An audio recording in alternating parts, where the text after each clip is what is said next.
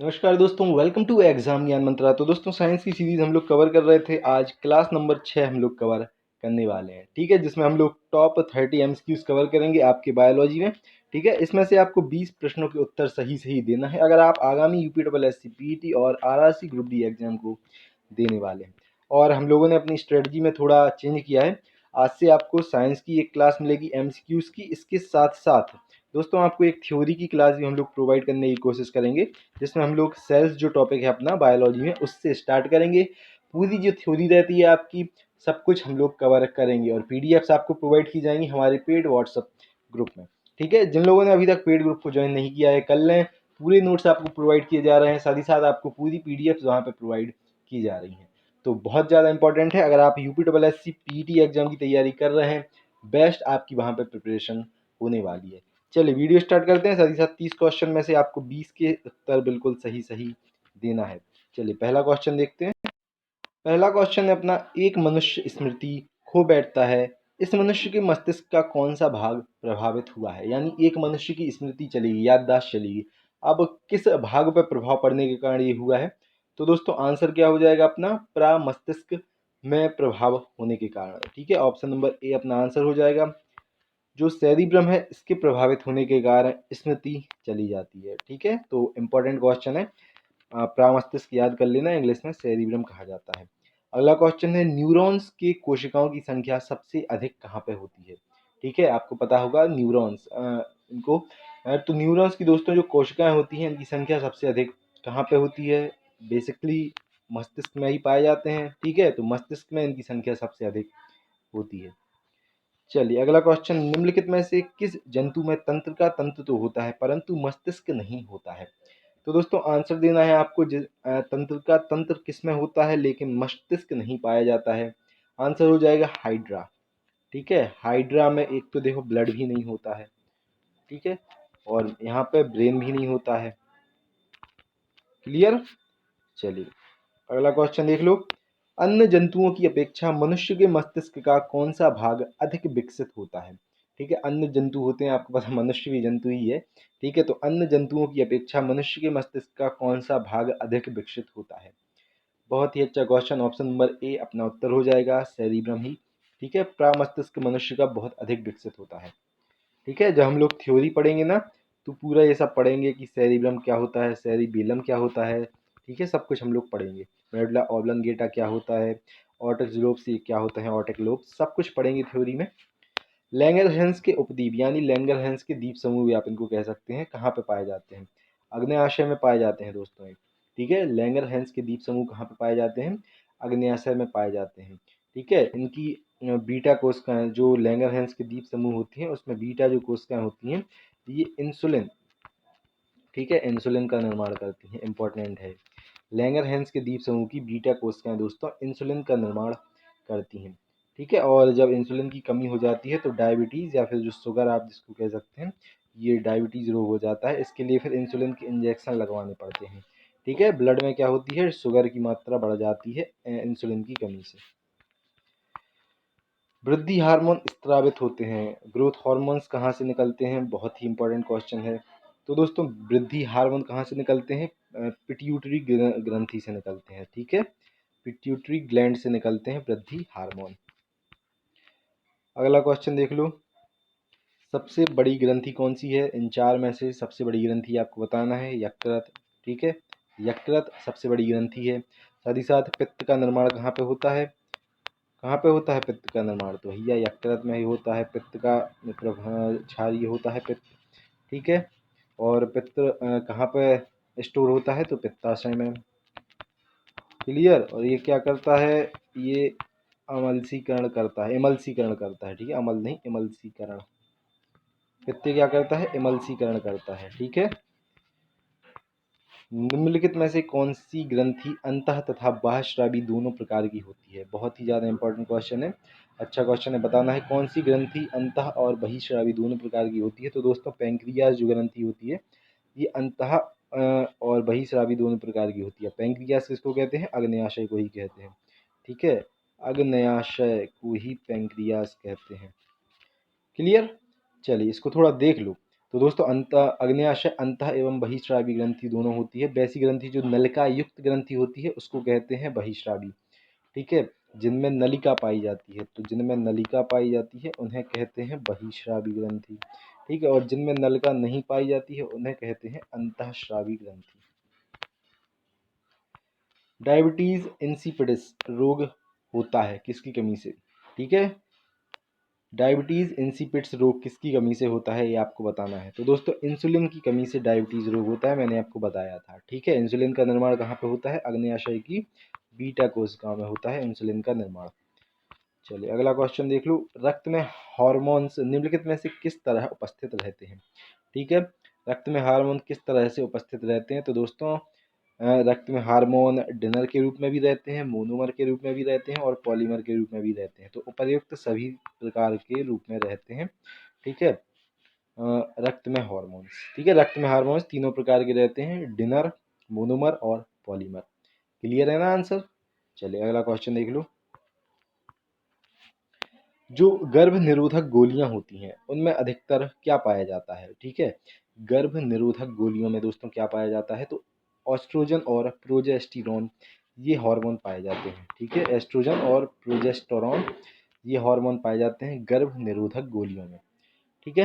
इसको थोड़ा देख लो। तो दोस्तों जो प्रोजेस्टेरोन हार्मोन रहता है, ठीक है, ये हार्मोन ओवरी में पाए जाने वाले कार्पस लूटियम से स्रावित होता है। कहाँ से, कार्पस लूटियम से, ल्यूटियम, कार्पस ल्यूटियम से निकलता है आपका प्रोजेस्टेरोन हार्मोन। साथ ही साथ दोस्तों प्रेगनेंसी हार्मोन भी इसको कहते हैं, ठीक है, किसको, प्रोजेस्टेरोन को प्रेगनेंसी हार्मोन भी कहते हैं। एस्ट्रोजन के बारे में बात करें दोस्तों, ठीक है।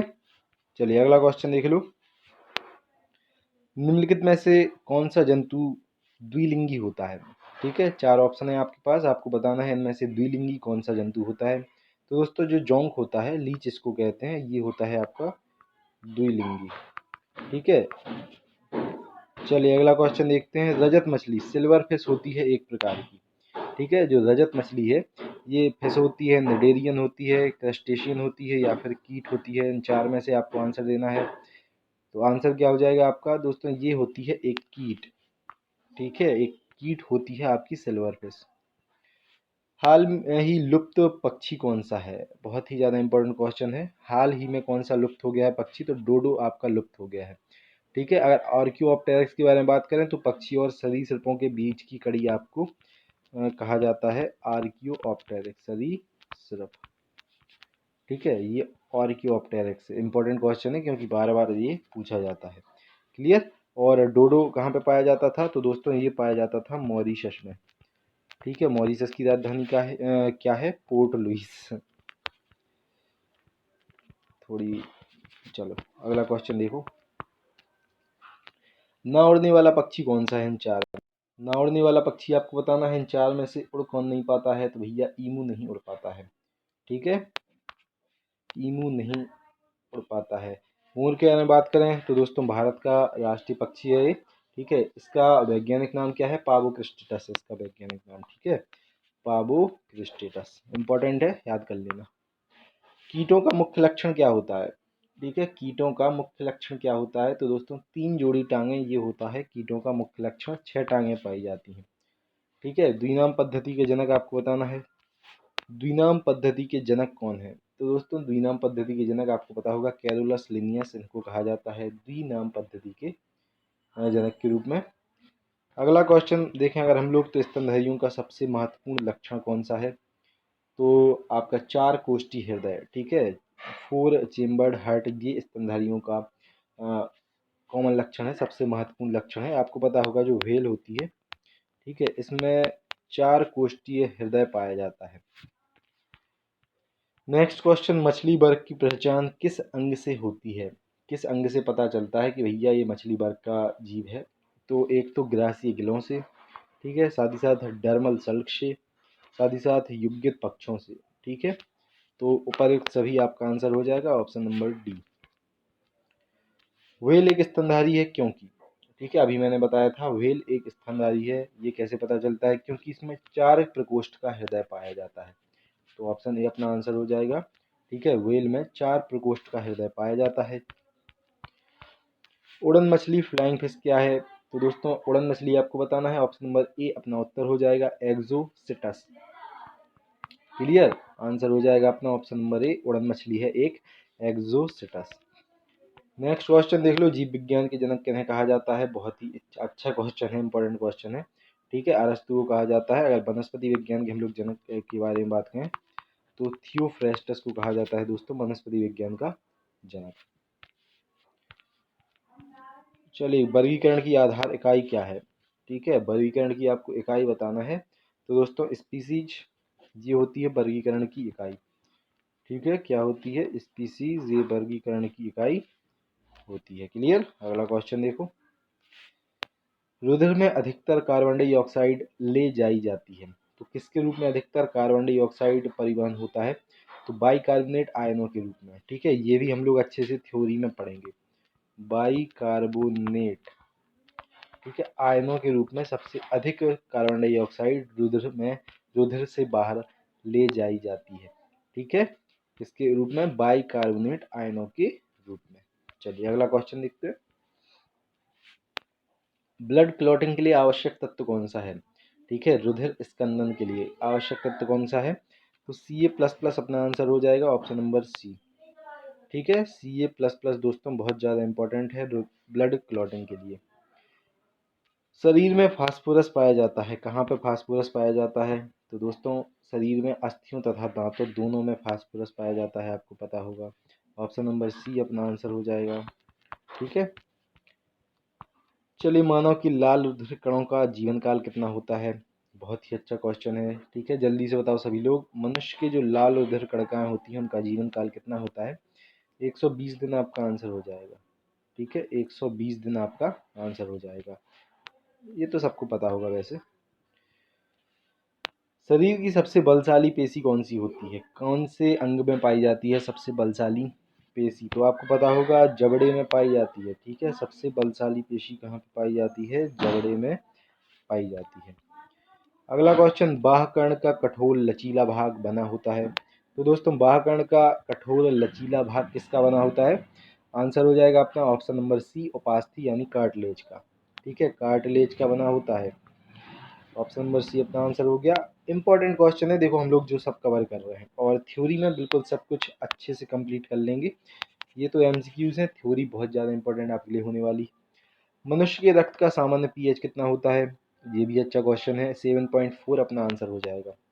ठीक है, मनुष्य के रक्त का पीएच मान होता है 7.4। ठीक है, और अम्लीय घोलक जो पीएच होता है अम्लीय घोलक का, ठीक है, 7 से कम अगर पीएच होता है तो हम लोग बोलते हैं कि अम्लीय है ये पदार्थ। जब 7 होता है तो बोलते हैं कि उदासीन है, और 7 से जब अधिक होता है तो हम लोग बोलते हैं कि ये क्षारीय है। ठीक है, तो रक्त क्या है? रक्त बेसिकली क्षारीय है। तो दोस्तों ये थे कुछ इंपॉर्टेंट क्वेश्चंस। ठीक है, मैं आशा करता हूँ सारे क्वेश्चंस आपको अच्छे से समझ में आ गए होंगे। क्लास नंबर 6 थी ये, 30 क्वेश्चन हम लोगों ने कवर किए हैं यहाँ पे बायोलॉजी के। ठीक है, तो आप कमेंट बॉक्स में ज़रूर बताना कि कितने क्वेश्चंस आपने सही सही उत्तर दिए इन 30 क्वेश्चंस में से। और आप अगर यूपी पीईटी एग्ज़ाम या फिर आरआरसी ग्रुप डी एग्ज़ाम की तैयारी कर रहे हैं तो बहुत ज़्यादा इंपॉर्टेंट आपके लिए पूरी क्लास है। थ्योरी हम लोग साइंस की पूरी कवर करने वाले हैं जल्दी। ठीक है, और पीटी एग्जाम का पूरा सिलेबस कवर करेंगे, नोट्स पूरे अवेलेबल हैं अगर आप किसी भी एग्जाम की तैयारी कर रहे हैं, चाहे लेखपाल एग्जाम की, आरआरसी ग्रुप डी एग्जाम की, किसी भी एग्जाम की तैयारी आप कर रहे हो, आपको बस डिस्क्रिप्शन में जाना है, हमारा व्हाट्सअप नंबर दिया गया है। ठीक है, उस पर मैसेज करके आप उन नोट्स को बाय कर सकते हैं। चलिए मिलते हैं दोस्तों अगली वीडियो में। जय हिंद, जय भारत, भारत माता की जय। Have a great day.